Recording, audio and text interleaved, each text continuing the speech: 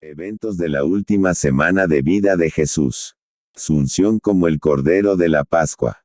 Su paso por Betania, en casa de Simón el leproso. Era la última semana de interacción y enseñanzas de Jesús, con sus discípulos y seguidores, quienes creían en él, como el Hijo de Dios encarnado, el Hijo de David, y por lo tanto, el Mesías Rey, heredero del trono de Israel. Estaba cerca el día de la separación del Cordero para la Pascua conforme Dios lo había instituido cuando dijo: Hablad a toda la congregación de Israel, diciendo, en el 10 de este mes tómese cada uno un cordero según las familias de los padres, un cordero por familia. Éxodo 12:3. Así que Jesús, como arquetipo en quien se cumpliría tal mandato, y como Cordero de Dios, debía ser separado como tal, no por hombres, sino por el mismo Espíritu Santo. Respecto a las personas, tales consagraciones que se hacían a sacerdotes, profetas, reyes y objetos sagrados, marcándolos como apartados para Dios y su servicio, eran hechas mediante la unción con aceite simbolizando la unción del Espíritu Santo, quien capacita y santifica a sus escogidos. Esta separación como Cordero de la Pascua para Dios, lo identificaba como el Cordero del Sacrificio, así como también lo identificaba como Rey Salvador Libertador, por lo tanto, debía cumplirse en él, la profecía escrita por el profeta Zacarías cuando dijo: Alégrate mucho, hija de Sión, da voces de júbilo, hija de Jerusalén. He aquí tu Rey vendrá a ti, justo y salvador, humilde, y cabalgando sobre un asno, sobre un pollino hijo de asna. Zacarías 9:9. 6 días antes de la Pascua, vino Jesús a Betania, Juan 12:1. Entonces Jesús decide ir a Jerusalén junto a sus discípulos, pero antes debía pasar por Betania. Allí en Betania entró en casa de Simón el leproso y esto fue lo que sucedió. Pero estando él en Betania, en casa de Simón el leproso, y sentado a la mesa, vino una mujer con un vaso de alabastro de perfume de nardo puro de mucho precio, y quebrando el vaso de alabastro, se lo derramó sobre su cabeza. Marcos 14:3. También Mateo 26:6.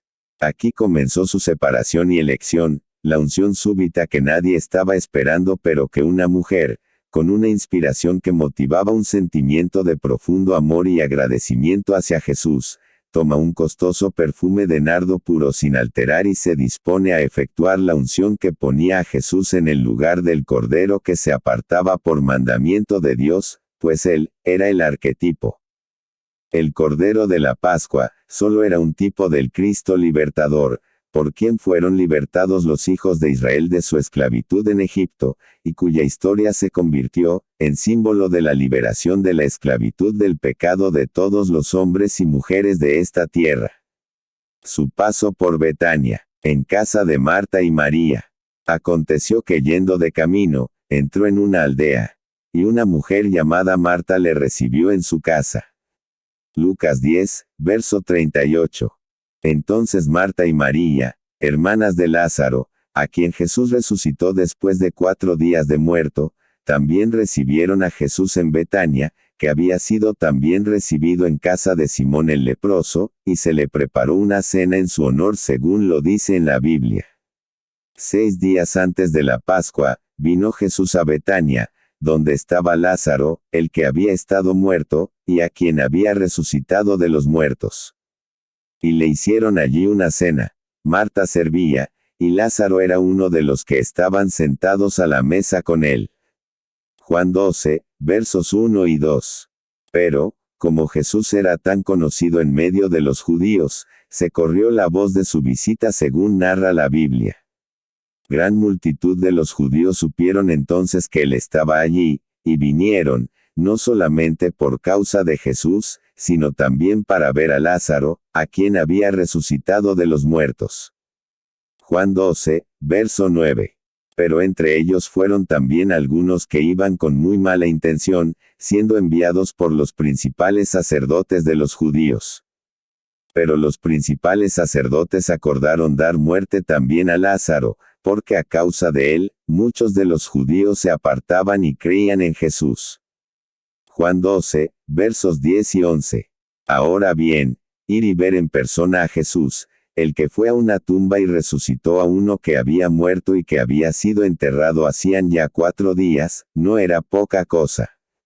Y no fue una multitud común, sino una gran multitud. Pero sucedía que había un gran celo y envidia religiosa a nivel nacional judío a causa de Jesús. Y es que las enseñanzas de Jesús y su palabra poderosa calaban hondo en el corazón de la multitud, tanto pobres, como ricos, como políticos y líderes religiosos. Y, a ese verbo de poder divino, le acompañaba una ola de eventos milagrosos de poder curativo, al punto mismo de resucitar muertos y hasta sacarlos vivos de la misma tumba, como fue el caso de Lázaro. Lucas 7, versos 14 al 16. Y Juan 11, versos 43 y 44. Estos eventos milagrosos efectuados por Jesús causaron que se difundiera su fama por todo el territorio de Judea y que la multitud prefiriera más seguir a Jesús y sus enseñanzas que la teología misma enseñada por los líderes religiosos de Jerusalén con respecto a la ley de Dios. Lucas 7, verso 17. La visita de Jesús a Betania también envolvió una conspiración secreta por parte de los líderes religiosos de los judíos.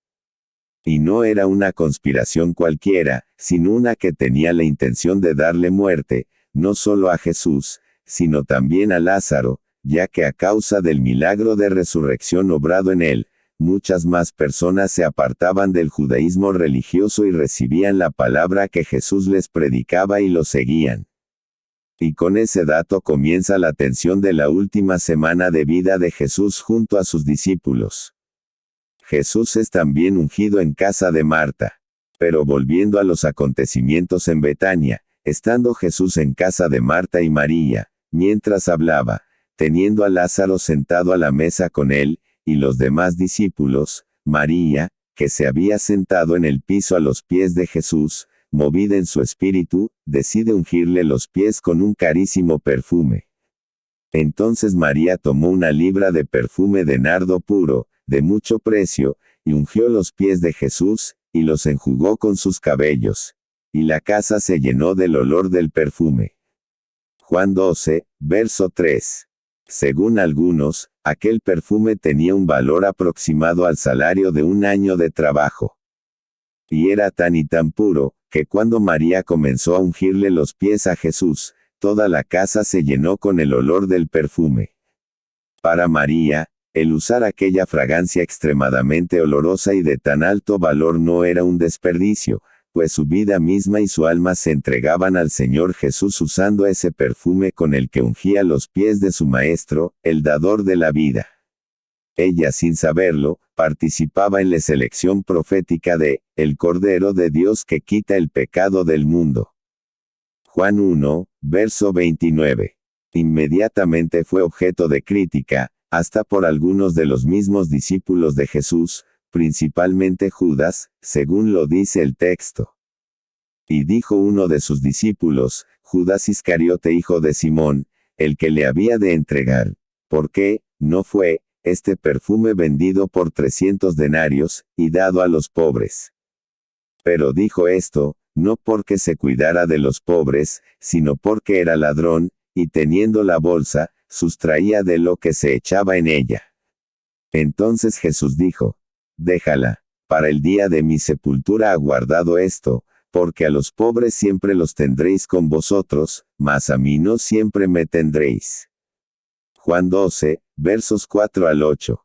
En el caso de María de Betania, sin saberlo, cayó dentro de los que en la profecía de la separación del Cordero de la Pascua entraría a ser uno de los personajes que usó Dios para tomar participación en dicha elección. Y no habría de ser la separación habitual o familiar de un cordero de entre la manada, sino de Jesús, el Cordero de Dios que quita el pecado del mundo. Juan 1, 29. Por eso Jesús dijo con respecto a María, para el día de mi sepultura ha guardado esto, pues era el acto de su separación y ungimiento como el Cordero de Dios para la Pascua. El 10 de Nisán, La separación del Cordero Pascual. Al día siguiente de la cena en Betania, Jesús ya cumplía como el arquetipo del sacrificio del Cordero de la Pascua, o sea, la separación del Cordero en el día 10 de Nisán. Éxodo 12 en 1 al 6. Con respecto a esa celebración de la liberación judía, la tradición había ido cambiando a través de los tiempos respecto a la Pascua. Con el paso de los años, no solamente se separaba el cordero en el día 10 del mes de Nisán, conforme al mandamiento de Éxodo 12. También, debido a la enorme multitud de israelitas, que con el pasar del tiempo se multiplicó, la cantidad de corderos a separarse era inmensa, y se incluyeron también los días 9 y 11, antes y después del día 10. También existía el caso de que ese día 10 de Nisán cayera en el día de Shabbat Hagadol, el sábado semanal anterior a la Pascua, lo que, obviamente fue lo que sucedió en esa semana antes del día del sacrificio pascual. Para un mejor conocimiento bíblico de esa semana de sacrificio pascual, lea en la página web de bibliotemas.org sobre el tema de la muerte de Jesús. Buscando el burrito. Por la guía del Espíritu Santo, Jesús debía cumplir en esos días con la profecía dicha por el profeta Zacarías cuando dijo: Alégrate mucho, hija de Sión, da voces de júbilo, hija de Jerusalén. He aquí tu rey vendrá a ti, justo y salvador, humilde, y cabalgando sobre un asno, sobre un pollino hijo de asna. Zacarías 9:9. Ese día 10 de Nisán, obviamente era día de reposo semanal, o sea, día sábado. Todo estaba en reposo por ser dicho día, y como tal, ni aun los mismos animales eran puestos a ejercer ningún tipo de trabajo. Y saliendo de Betania, estando cerca de Betfagé, la Biblia narra este suceso.